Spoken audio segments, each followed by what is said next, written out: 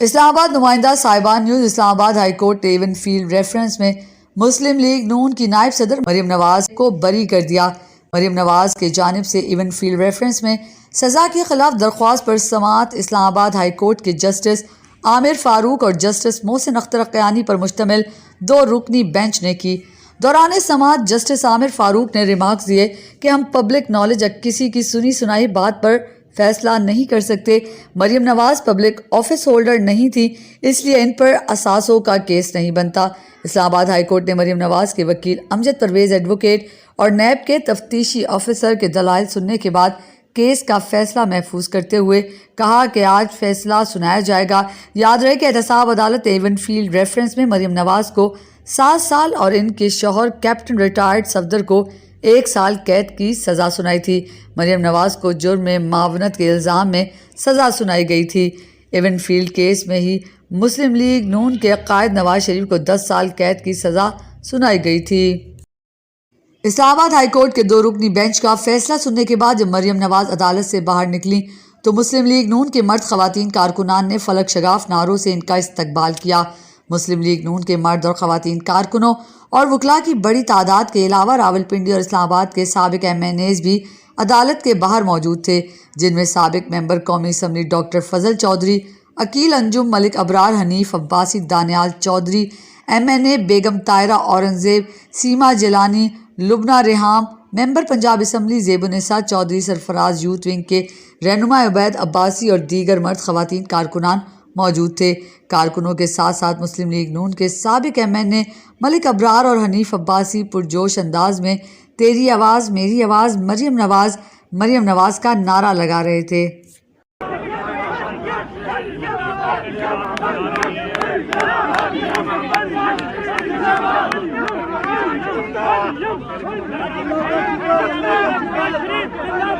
اسلام آباد high court کے فیصلے کے بعد مریم نواز نے میڈیا کے نمائندوں سے بات کی اور میڈیا کے نمائندوں کے سوالات کے جوابات بھی دیے۔ میڈیا نمائندوں سے بات کرنے کے دوران لندن سے میاں محمد نواز شریف نے کال کر کے مریم نواز کو مبارکباد دی۔ اسی دوران میاں شہباز شریف کی بھی کال آئی اور مریم نواز کو مبارکباد دی۔ میاں نواز شریف اور میاں شہباز شریف کی مریم نواز سے ہونے والی گفتگو سنیے۔ السلام علیکم۔ اب جی آپ اللہ تعالیٰ کا بڑا شکر ہے، اللہ تعالیٰ نے آپ کو آج سرخرو کیا ہے اور اللہ تعالیٰ نے آپ کے مخالفین کو آج اللہ تعالیٰ نے ناکام کیا ہے، نامراد کیا ہے۔ انشاءاللہ ابھی ہم وہ دن جلدی دیکھیں گے، اللہ تعالیٰ آپ کو عزت سے اپنے ملک واپس لے کے آئے گا انشاءاللہ۔ السلام علیکم انکل۔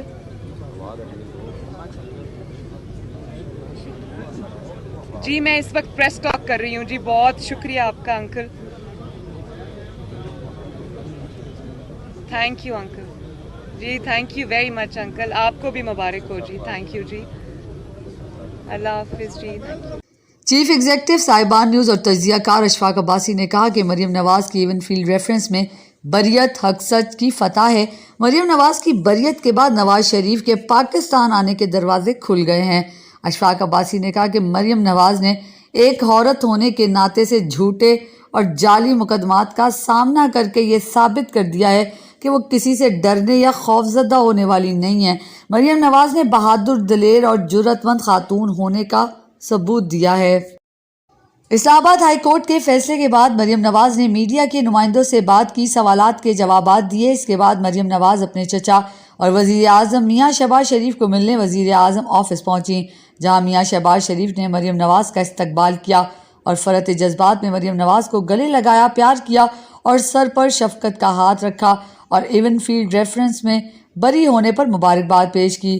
اس موقع پر مریم نواز نے میاں شہباز شریف سمیت وہاں پر موجود وزیر خزانہ اسحاق ڈار، مریم اورنگزیب اور پرویز رشید اور دیگر افراد کو مٹھائی کھلائی اور خود بھی کھائی۔ آمدن سے زائد اثاثہ جات کیس وزیر خزانہ اسحاق ڈار کی احتساب عدالت میں پیشی۔ عدالت میں حاضری کے بعد وفاقی وزیر خزانہ سینیٹر اسحاق ڈار نے سینئر رہنما مسلم لیگ نون سابق رکن قومی اسمبلی انجم عقیل خان، وفاقی وزیر داخلہ رانا ثناء اللہ خان، سابق وفاقی وزیر ڈاکٹر طارق فضل چودھری اور دیگر کے ہمراہ پریس کانفرنس کی۔ اسحاق ڈار نے کہا کہ میرے خلاف بے بنیاد کیس بنایا گیا، میں نے کیس کی وجہ سے تکالیف برداشت کی، میں نے پاکستان کے لیے خدمات سر انجام دی ہیں۔ انتقام اس حد تک پہنچ چکا ہے، مجرم پھرتے ہیں اور شریف سفر کرتے ہیں۔ عمران خان کی دور حکومت میں میرا پاسپورٹ منسوخ کیا گیا۔ اسحاق ڈار نے کہا کہ عمران خان نے ملک کی معیشت کو ناقابل تلافی نقصان پہنچایا۔ آج بھی اگر معاشی مشکلات ہیں تو یہ عمران خان کی وجہ سے ہیں۔ پاکستان میں معاشی استحکام کے لیے اقدامات کرنے ہوں گے۔ عمران خان ملک کو مزید مشکلات سے دوچار نہ کریں۔ اسلام آباد سے خبر شامل کرتے ہیں۔ رپورٹ نمائندہ صاحبان نیوز۔ کسان ساری رکاوٹیں توڑ کر اسلام آباد کی حدود میں داخل ہو چکے ہیں۔ چند دن پہلے کسانوں نے اسلام آباد F9 پارک میں دھرنا دیا۔ حکومت نے مذاکرات کی اور کسان گھروں کو چلے گئے۔ کسانوں کا موقف ہے کہ حکومت نے ہم سے دھوکہ کیا۔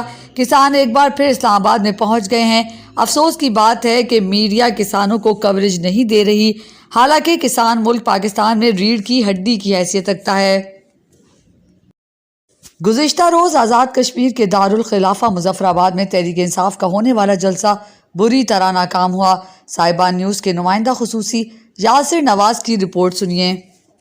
السلام علیکم جی۔ عمران خان آج مظفر آباد میں جلسہ عام کر رہے ہیں اور اس وقت وہ یہاں پر خطاب کر رہے ہیں اور بڑی تعداد میں ایکسپیکٹ کیا جا رہا تھا کہ عمران خان مظفر آباد آئیں گے تو شاید لاکھوں کی تعداد میں کارکنان آئیں گے۔ جس طرح میں انہوں نے پاکستان بھر میں جلسے کیے وہی ایکسپیکٹ کیا جا رہا تھا کہ عمران خان جب مظفر آباد پہنچیں گے تو بڑی تعداد میں لوگ یہاں پر موجود ہوں گے، لیکن یہاں پر اصل میں صورتحال کیا ہے وہ آپ میرے کیمرے میں اگر آپ کو دکھا سکیں تو وہ دکھائیں گے آپ کو کہ جو یہ گراؤنڈ ہے یہ 140 گز کا ٹوٹل گراؤنڈ ہے، جس میں سے 30 گز پہ جو اسٹیج ہے اور اس کے آگے خاردار تاریں لگائی گئی، اس کے پیچھے کرسیاں لگائی گئی تھی اور تقریباً 2900 کرسیاں تھی جس پہ جو کارکنان نے بیٹھنا تھا، اور اس کے پیچھے 40 سے 45 فٹ کی جو جگہ ہے وہ پھر دوبارہ سے خالی چھوڑی گئی ہے اور کراؤڈ جو ہے وہ آپ کے سامنے ہے کہ عمران خان اس وقت جو ہے وہ جلسہ آپ سے خطاب کر رہے ہیں۔ آدھا جو گراؤنڈ ہے وہ خالی ہے۔ اس سے اندازہ لگایا جا سکتا ہے کہ کس تعداد میں لوگ آئے۔ ایکوریٹ فگر تو نہیں دیں گے، کہیں پہ کہا جا رہا ہے ہم نے 5000 کرسیاں لگائی، لیکن جو ہم نے دیکھا ہے وہ اور جو فگر کلیکٹ کیے ہیں جو اسپیشل فورسز ہیں یا ایجنسیز ہیں ان سے جو ہم نے فگر کلیکٹ کیے ہیں تو 2900 کرسیاں یہاں پر لگی ہوئی تھی، اور اس کے بعد جو لوگ اس جلسے میں آئے انہیں آپ خود دیکھ سکتے ہیں کہ یہ کس تعداد میں لوگ یہاں پر موجود ہیں۔